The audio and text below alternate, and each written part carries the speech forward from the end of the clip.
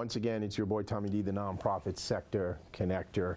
The show is called Long Island Changemakers, and it's my opportunity, my honor, my pleasure to meet with people who are my friends, people who are on the front lines doing great, impactful work, people who are changing community, people who are impacting community.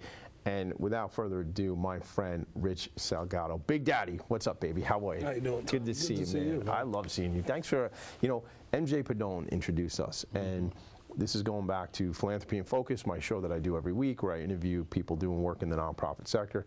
And she said, you got to have Big Daddy on your show. And I said, okay, tell me why. And she said, the work you've done with nonprofit organizations and things like that. And I got to be honest with you, I know you're a big deal, right? I'm just a big guy. Oh, big guy, Big Daddy, big deal.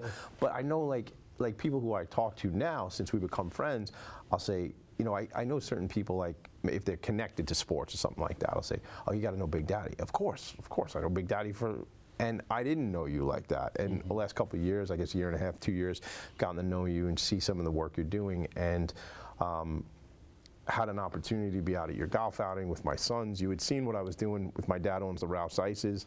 So Great ices. Yeah, they are, right? I know. Bad news, I got to tell you, I eat too many of them. We were just talking about being healthy and doing the right thing before. And I drive my daughter out there. She works out there in Huntington next to the Paramount Theater. And I drive her out there, and I get an icer and I drop her off. And then I pick her up. So I get another ice. But it's not like see, the problem with anything is if you don't have to pay for it, you're going to get it, yeah. Dude, the thing I go, just get me the big one. Just like, and it's like 7 scoops in there. It's, I don't know. Self-control hasn't always been my strong suit, It's gotten better for me as I've gotten older. Yeah, So what's your favorite flavor of Italian ice? I'm a peanut butter guy. I love peanut butter, and that was one of the things I had to give up. Is that right? Like instead of going with the thick peanut butter when you make a jelly sandwich, now if I have anything, I have the powder. So my wife just picked that up for a friend of ours, and I think they got it at Costco or BJ's or something like that. Comes in like a jug. Tell me about that, because this girl was trying to explain to my wife and I why you would use the powder. It's just better for you. Okay. And peanut butter, and it's funny, 20 years ago I would eat whatever the hell I wanted, no big deal. But now you pay attention, and like peanut butter, it swells you up, which you really don't, a lot of people don't take into account and don't realize it. So then I had sat with a nutritionist, and they had made a protein shake. Okay. And I was like, it was just tasting like liquid. Yeah. And I'm like, but I thought you said this was peanut butter. They're like, yeah, made it with water and peanut butter powder. Okay. The next best thing you could do is, like, I go to Ivorone Brothers, best place in the world. Right up the block here. Right over here, and they make the peanuts. They crush them. Yes. Yeah. But it doesn't have the salt and the sugar. But that's and all the problem with it. That's what I was thinking you were going to say too. Yeah. Like, I was going to say Skippy, but I just did say Skippy. But like whichever one that's in the closet that we have it at my house, it's filled with junk. Junk. Yeah. You know who I used to get it from too is Whole Foods, where they have like the press. And you do it there. That's great, and and it's natural, and there's no chemicals and junk and sugar. Sugar's the killer. I don't know about for you, but it's for everybody. Yeah. I mean, when I drink coffee, it's black. Yes. When I don't have diet soda really or any of that stuff anymore. It's I keep away from as much as that as I can. Yeah. Sugar is bad news, man. I quit drinking alcohol many years ago, and when I did, I went to cake and cookies and ice cream, still, I guess, trying to find that sugar, that fix, and it's not good. They say it's more addictive than certain drugs, and I believe it, because there's a lot of times in my day, like you hit a certain, at least for me, I hit a certain point in the day, and I need a cookie or something just to kind of get through. I think I spend more time trying to figure out how to stay healthy. It's like I was just down in Nashville with my dear friend Neil O'Donnell, his wife, and Southern cooking is deadly. Oh yeah. I mean, it's Were like. They barbecuing or what? Yeah, no, there was barbecue. There was food all the time, and it's just, his wife Leslie is an outstanding cook, and if I was down there, I would be.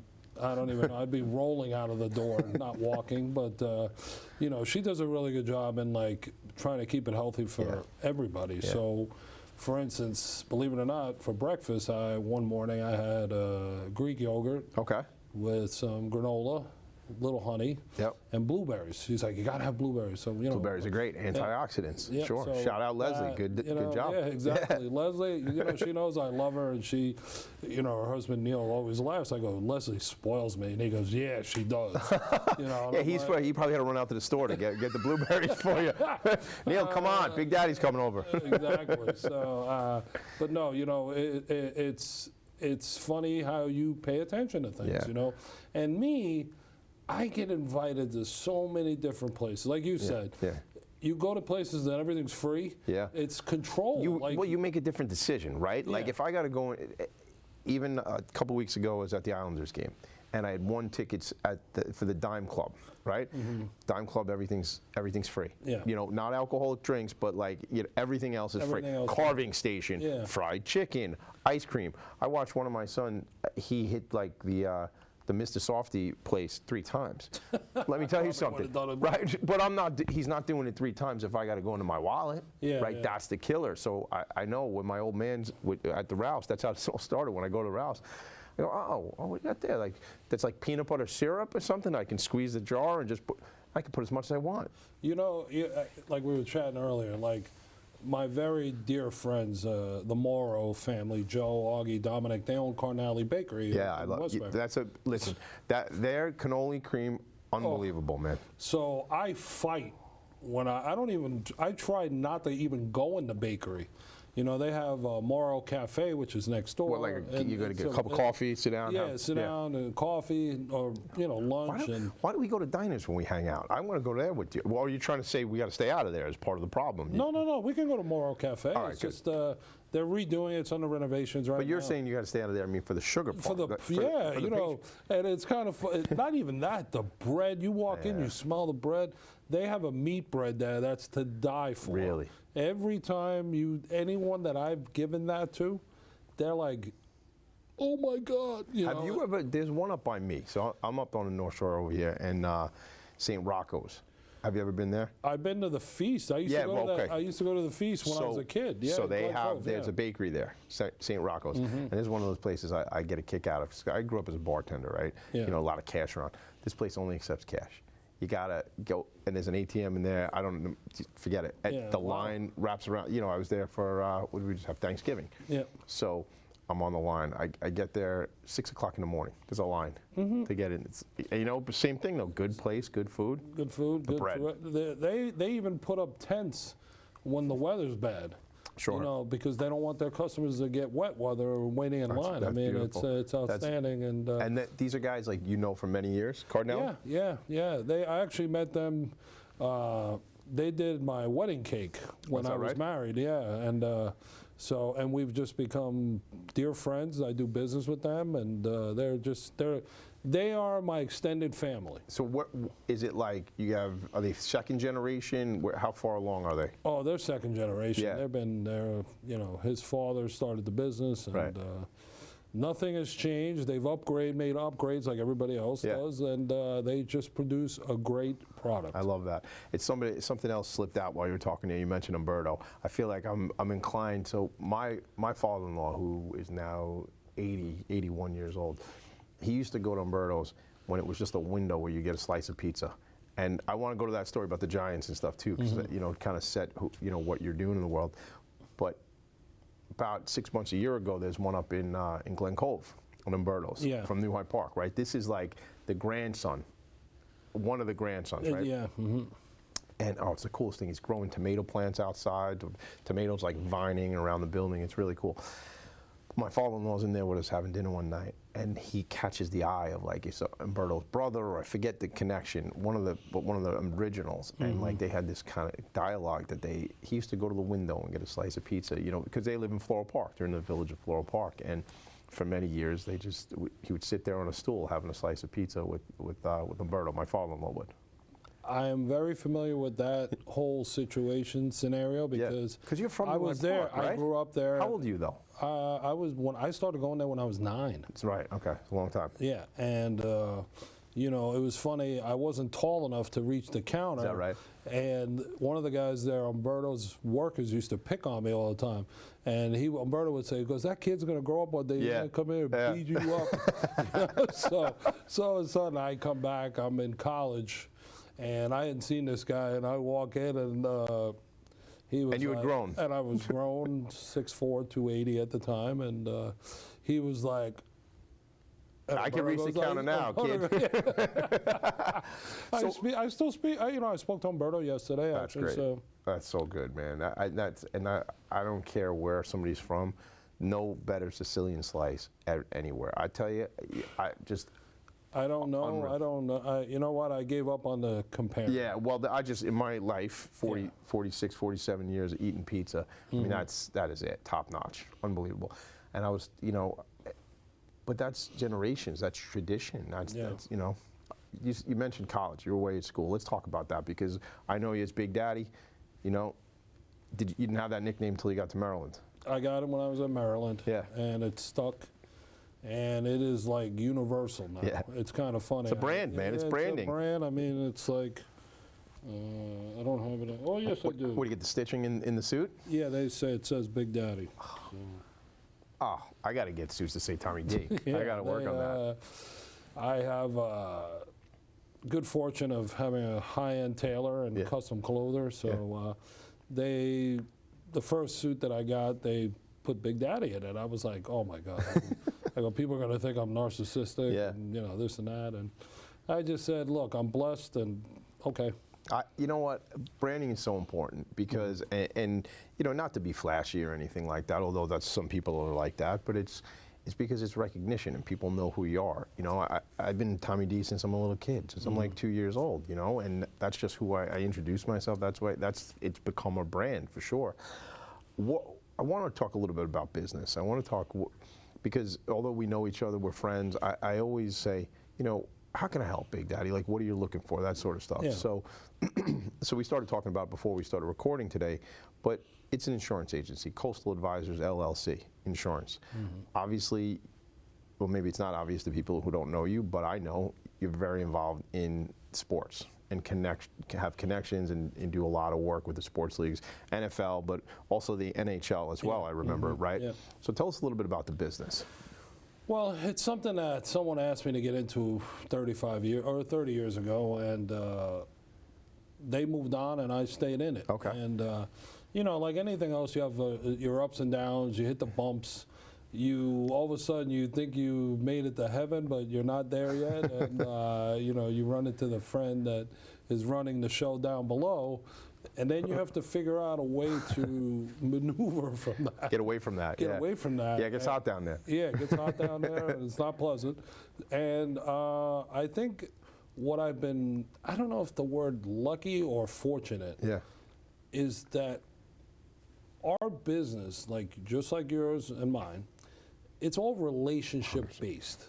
I mean, people say to me, how do you keep up with all these names? How do you, you know, and I'm like, I really don't know. I just know that this is who I am, this is what I do, and can I help you? This is how I help people. Yeah. You know, and then it just leads from doing one thing to doing something else to doing, you know, the best example is, you know, being in insurance and all of a sudden I'm on national TV. Yeah. Like I'm in front of 10 million people on Fox and Friends. Which I was, you know, I still was blown away. How long has that been going, that stuff? Like that went on, 2006. So it's been a long time you've been going to TV. I started doing that. I was, at first I was like booking. I was helping book some shows. Okay.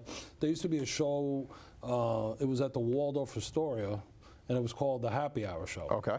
And my good friend, who I'm friends with still, Cody Willard, he was one of the hosts there. And I started doing that, and then that was Fox Business. Okay. And then all of a sudden, I went over to Fox News. And then I started doing Super Bowl correspondent work on Fox News. Before that, though, why were they bringing you on? I mean, you were an insurance guy, right? So, like, what were you bringing to that conversation initially? Because I know now it's football, right? Yeah, it was contacts. You know, it was able to help. So you were helping bring them people. Booking, and And then all of a sudden, someone had a crazy idea. Big Daddy, you should get on. Why don't you get in front of the camera? Yeah, and I was like, what? And I was, okay, yeah. So I still laugh because I remember the first Super Bowl I did.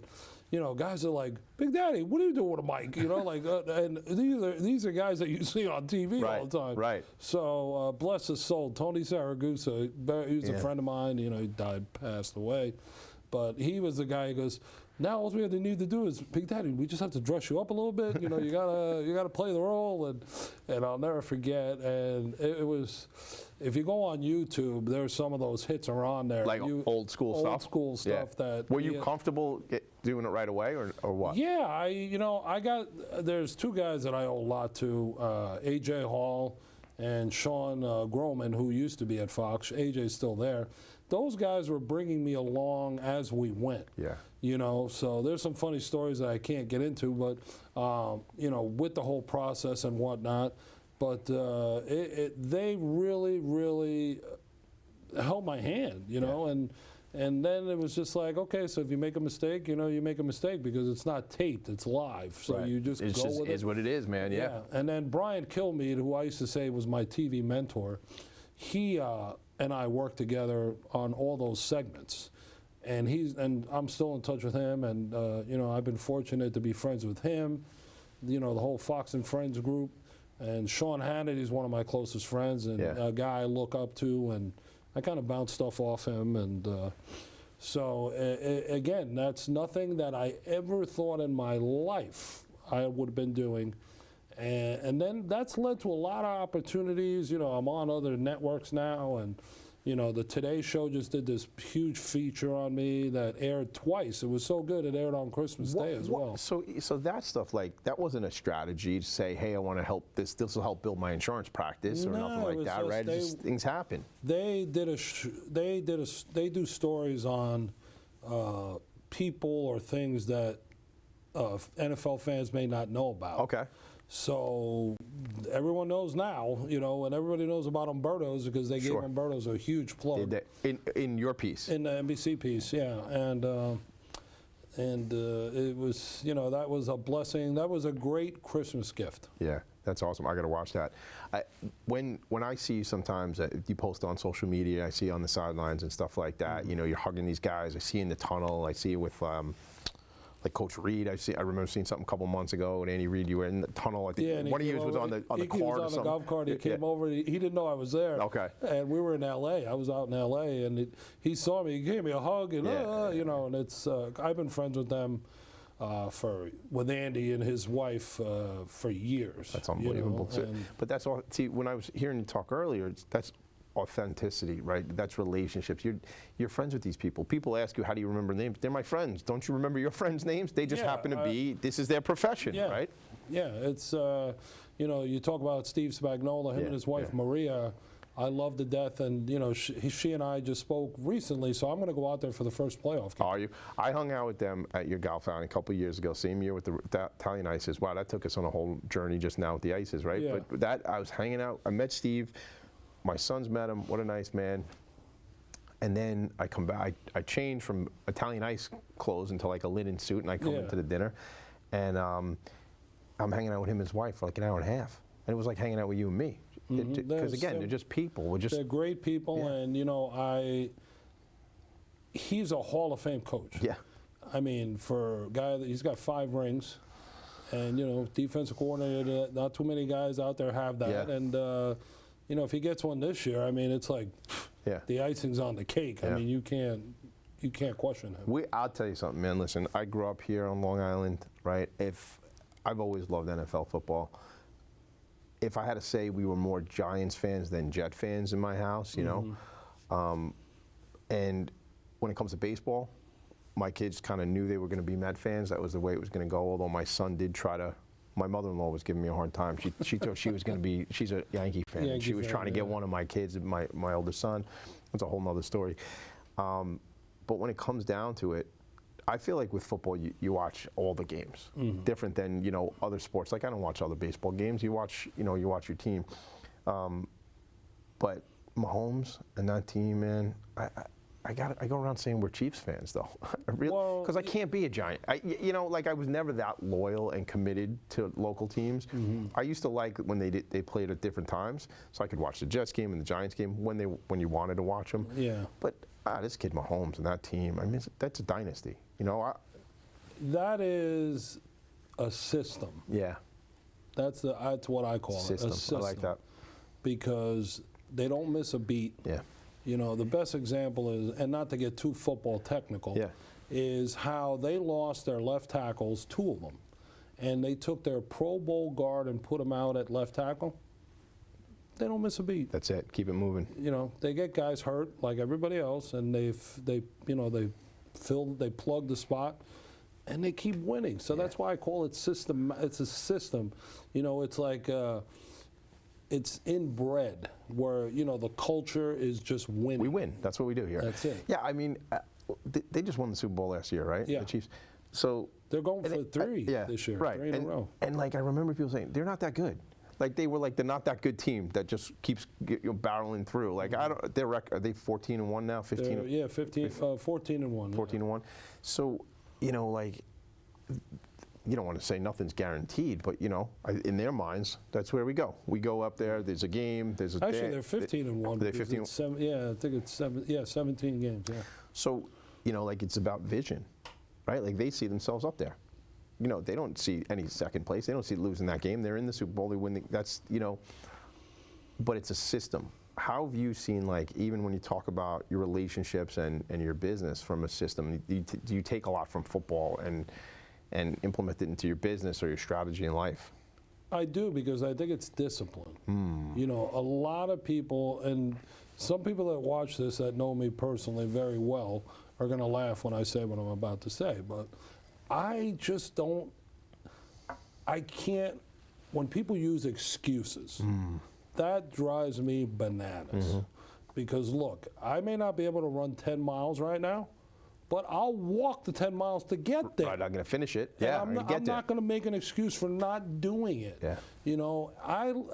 That's why I say discipline is what helps people excel. Yeah.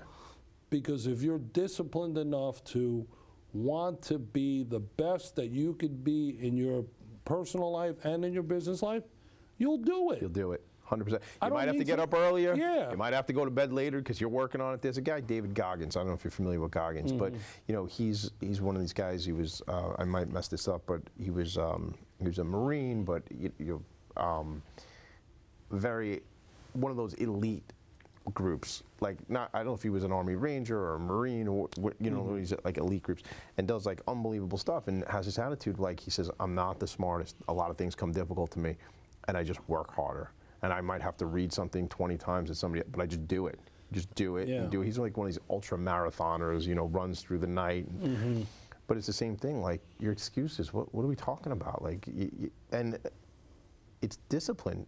Get up and do it. So your point is great. Maybe I can't run the 10 miles, but I'm going to get to the finish line. It might take me longer. I might have to go a different route, but I'm going to get there. Yeah, and I think it's again being positive. Positive creates positive. That's why I always say get rid of negative. Sometimes you have a negative that's like, it's kind of like sand in your pocket. Yeah. And you're like trying to get it out, but it's still like weighing you down. And it's like, take your pants off already, So, you heard it here first, folks. Exactly. Take your pants off. You got sand in your pocket. Let's go. Shake it. Take it. Shake it out. Yeah, Get rid of it. Yeah. Yeah. And it's just, I just think that positive influence is what helps me the most. Yeah. You could be down. Everybody has ups and downs. Sure. So look, I could sit there like, and I'm like, oh man, ugh. But I'm like, I got to do this because you know what? If I don't do it, no one else is going to do it. 100%. And you're in sales like me, so I joke around. I say all night insurance. I get calls from the West Coast, so if it's at 11 at night, I got to take that call because if I don't, someone else will. There's a guy, Tom Hopkins, old school sales trainer, many, many years ago. He used to sell real estate, and he used to call it money call, because that's what it is. That's somebody calling with an opportunity, right? And especially in a business like you and I are in, it's reputational.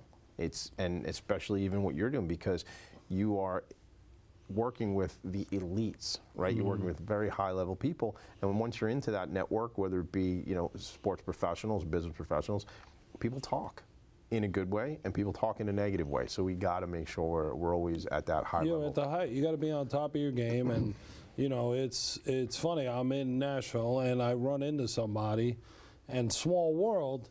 He used to live across the street from a client of mine in California, and Long Islander too, actor D.B. Sweeney. Okay, and that you met him down there? I met him in Nashville and at a party, and then we just started clicking, and all of a sudden he's like, "Oh, so and so's my kid's godfather." I'm like, "You got to be kidding me!" So I'm like, "Let's take a picture," and I go send it to him and tell him I said hello. And That's funny. So the world is very, very small. It is. And the thing that I've noticed a lot of this year is, I started noticing last year, was that you put yourself in a high-profile place, and people are watching. Yeah. Like, people really watch. And I'm like laughing to myself. I'm like, I'm not a celebrity or any of that, but people watch, people talk, and those are the people that you need to speak good of you, because you want referrals. You want to meet people. I run into people all the time, and who would argue that you're not a celebrity, because I think they think you are a celebrity. So like, your friend's Big Daddy? I'm like, that's my buddy. Yeah. And they're like, yeah, and because, and I love how you're humble about it, because it's not to you, you're saying you're We're not friends, right, and I'm an insurance salesman. Right, I'm like, exactly. You know what?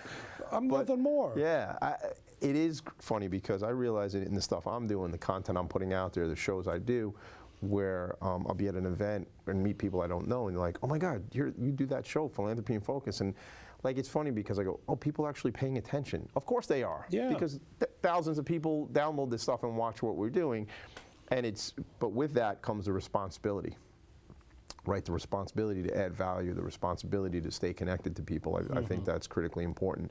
From a philanthropic, we only got a moment left, but from a philanthropic perspective, I know that's been important to you over the years. Why is getting involved with nonprofits so important to you? It's a way to give back. Yeah. I mean, you know what? I'm privileged, I'm fortunate, I'm blessed, I'm lucky to have the connections and relationships that I have. So why not use them for something good? Yeah, I love that. I love it. So That's important. really the only way I could put it. Yeah, it's so important. And I see into the future, like I have a crystal ball, not here, I left it at home, but I can see into the future, and I see that there's opportunities for us to collaborate going forward. Yeah. I see some great relationships that we could do together. And one thing, you say you're blessed, you say you're fortunate, you say you're lucky. You have great friends that look out for you. These celebs, they are, if you're not, they are, right? Yeah. These celebrities, whether they be athletes or otherwise, they're in your corner, and I see them come out for stuff. And that's just always, from my perspective, always a testament in, yes, maybe it's good service, but it's good relationship. And if you've looked out for people, and that's that reciprocity comes back. One of my dearest and closest friends, who's a client, is, he always says, "You're afraid to ask for things." He says about you? Yeah, and that's true. I don't want to because everybody else is bothering. Yeah. And like, when I really ask for something, it's because I really need it. Yeah. And I try to keep the asks as minimum as possible, because the whole world's asking. Yeah, I know. Well, it's funny because you say that, and we're gonna have to leave it here in a second, but I've come to you with things, and I'm like, I don't know if I really want to ask him, because I don't want to put you in a position, and it's interesting how we're all trying to find that best way. Well, you can always ask. Well, I know, but I still feel, I hear what you're saying is my point, Listen, thanks for being here. We got plenty more to talk about. Maybe we should do this once a month. I know this is not Fox and Friends, but it's Tommy D and Friends. Listen, my friend, you need me here, I'll be here. You're a good man. This is another episode of Changemakers, Long Island Changemakers. Just another In Focus production. Your boy Tommy D. Make it a great day. See you later. Bye.